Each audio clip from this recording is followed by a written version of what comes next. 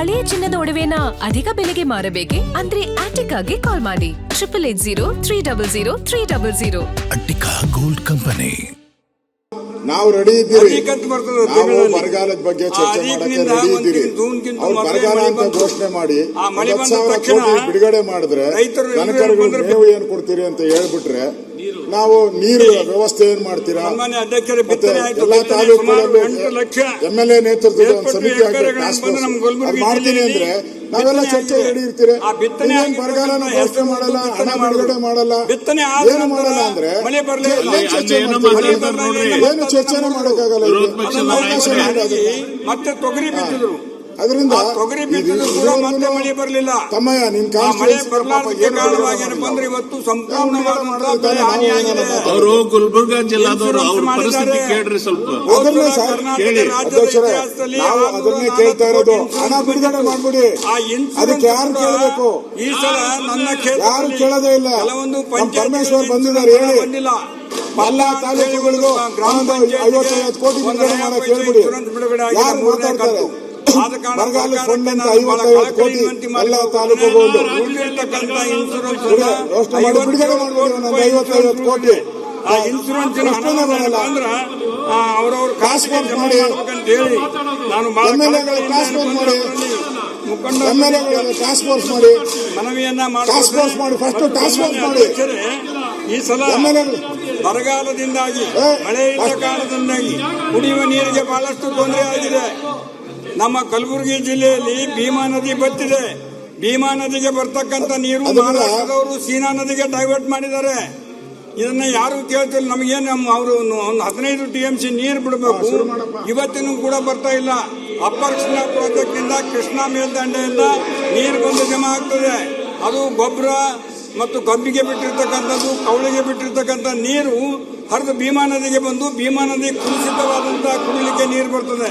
ಇವತ್ತು central report ಬಂದಿದ್ದು ಕಲ್ಯಾಣ ಕರ್ನಾಟಕದ ಜಿಲ್ಲೆಗಳ ಗ್ರಾಮೀಣ ಪ್ರದೇಶಗಳಲ್ಲಿ ಕುಡಿಯುವ ನೀರಿಗೆ ತುಂಬಾ ಅಭಾವವಾಗಿದ್ದು ಹಾಗೂ ಅಂತರ್ಜಲ ಅತ್ಯಂತ ಅಪಾಯಕಾರಿಯಾಗಿದೆ. ನೈಟ್ರೇಟ್ ಸಾಂದ್ರತೆ ಹೆಚ್ಚಾಗಿರುವುದರಿಂದ ಕುಲುಷಿತ ನೀರನ್ನು ಕುಡಿಯುವಂತಹ ಪರಿಸ್ಥಿತಿ ನಿರ್ಮಾಣವಾಗಿದೆ. ಇದು ನಾನು ಹೇಳಿರ್ತಕ್ಕಂಥದ್ದಲ್ಲ, ಕೇಂದ್ರ ಸರ್ಕಾರದವರು ಅಧ್ಯಯನ ತಂದು ಕಳಿಸಿ ಮಾಡಿರ್ತಕ್ಕಂಥದ್ದು. ಇವತ್ತು ಗರ್ಭಿಣಿಯರಿಗೆ, ನವಜಾತ ಶಿಶುಗಳು ಹಾಗೂ ವಯಸ್ಕರಿಗೆ ಹಾಗೂ ಕರುಳಿನ ಕ್ಯಾನ್ಸರ್ ಅಧ್ಯಕ್ಷರ ನೀರು ಕುಡಿದ್ರೆ ಮೈ ಮೇಲೆ ಹಾಕೊಂಡು ಮೈ ತುಡುಕಿ ಆಗ್ತದೆ.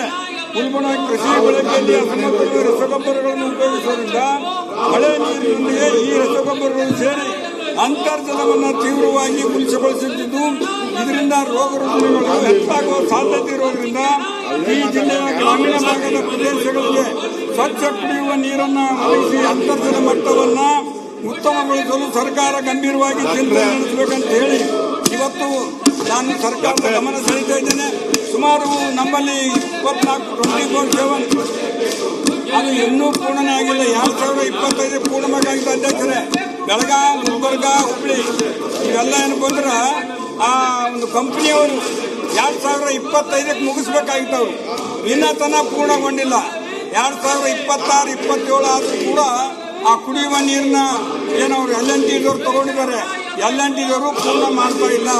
ಬಹಳಷ್ಟು ಗಂಭೀರವಾದಂತಹ ಪರಿಸ್ಥಿತಿ ನಮ್ಮ ಕಲಬುರಗಿ ಜಿಲ್ಲೆಯಲ್ಲಿ ಕುಡಿಯುವ ನೀರಿಗೆ ಸಂಪೂರ್ಣ ಬರ ಇದೆ. ಕಲಬುರಗಿ ನೀರಿಗೆ ಶಾಶ್ವತವಾಗಿ ಪರಿಹಾರ ಸಿಗಬೇಕಾದ್ರೆ ಅಪ್ಪರ್ ಕೃಷ್ಣಾ ಪ್ರಾಜೆಕ್ಟ್ನಿಂದ ನಾರಾಯಣಪುರದಿಂದ ನೇರವಾಗಿ ಜೇವರ್ಗಿ ಮೂಲಕ ನಮ್ಮ ಕಲಬುರಗಿಗೆ ನೀರನ್ನು ಬಂದರೆ ಶುದ್ಧವಾದಂಥ ಕುಡಿಯುವ ನೀರು ಬರಲಿಕ್ಕೆ ಸಾಧ್ಯ ಇದೆ. ಆದ ಕಾರಣ ಇವತ್ತು ಮಹಾರಾಷ್ಟ್ರದಲ್ಲಿರ್ತಕ್ಕಂಥ ಏನು ಭೀಮಾ ನದಿಗೆ, ಆ ಭೀಮಾ ನದಿಯ ನೀರು ಇವತ್ತು ನಮ್ಮ 15 TMC ಪ್ರತಿನಿತ್ಯ ಅವರು ಕೊಡಬೇಕು ನಮಗೆ. ಇವತ್ತಿನವರೆಗೂ ಅವರು ಕೊಡ್ತಾ ಇಲ್ಲ ನೀರು.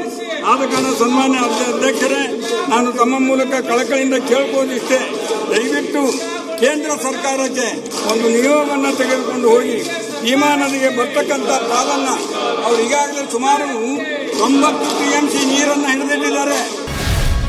ಗ್ಯಾರಂಟಿ ನ್ಯೂಸ್, ಸುದ್ದಿ ಖಚಿತ, ನ್ಯಾಯ ನಿಶ್ಚಿತ.